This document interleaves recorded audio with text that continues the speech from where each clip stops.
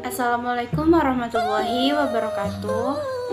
Saya Vina Elviana dengan NIM 19033135, mahasiswi dari Universitas Negeri Padang. Di sini saya akan menjelaskan mengenai administrasi peserta didik.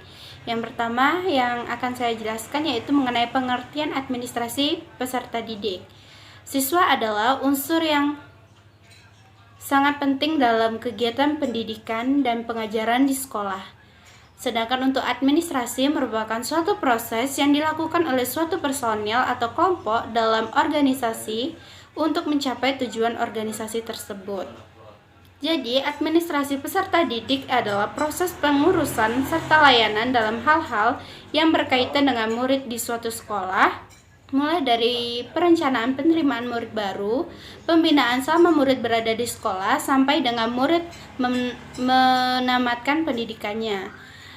Administrasi peserta didik dilaksanakan melalui upaya untuk menciptakan suasana yang konduktif untuk terjadinya proses belajar yang lebih efektif.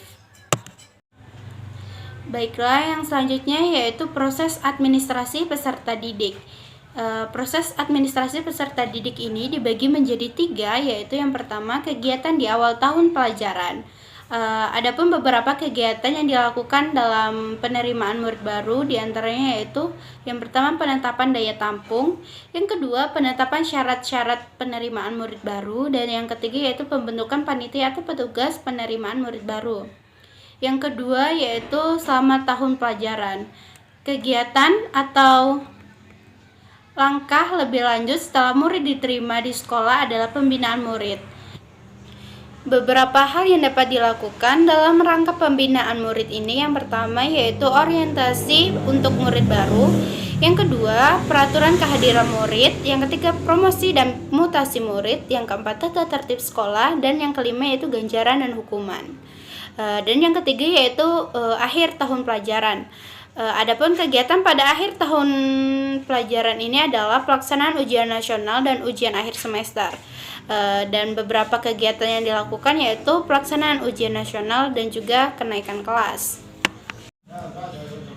Yang ketiga yaitu instrumentasi administrasi peserta didik, dibagi menjadi 2, yaitu instrumentasi administrasi peserta didik manual dan instrumentasi administrasi peserta didik elektronik. Instrumentasi administrasi peserta didik manual dan elektronik terdapat catatan tentang data siswa di sekolah dan dibedakan menjadi 2, yaitu yang pertama catatan data siswa untuk sekolah yang meliputi buku induk, buku clipper, catatan tata tertib sekolah yaitu kumpulan semua peraturan yang bersifat umum maupun khusus dan ada yang dari pemerintah atau produk dari sekolah itu sendiri. Yang kedua yaitu catatan siswa untuk masing-masing kelas, yaitu buku kelas yang merupakan cuplikan dari buku induk, buku prestasi kelas, buku catatan bimbingan dan konseling, serta buku catatan prestasi murid yang meliputi buku daftar nilai dan buku leger, buku lapor, dan buku mutasi. Selanjutnya yang terakhir yaitu peran guru dalam administrasi peserta didik. Peran guru dalam administrasi peserta didik yaitu yang pertama sebagai panitia penerimaan murid baru, yang kedua berperan dalam memudahkan murid agar dapat beradaptasi cepat dengan lingkungan sekolah, yang ketiga mencatat setiap kehadiran murid secara kontinu dan teliti, dan yang keempat menciptakan suasana yang menimbulkan motivasi siswa untuk berprestasi tinggi, dan yang terakhir yaitu untuk menciptakan disiplin sekolah maupun kelas yang baik. Baiklah, sekian dari saya. Apabila ada salahnya saya mohon maaf. Saya akhiri dengan Assalamualaikum warahmatullahi wabarakatuh.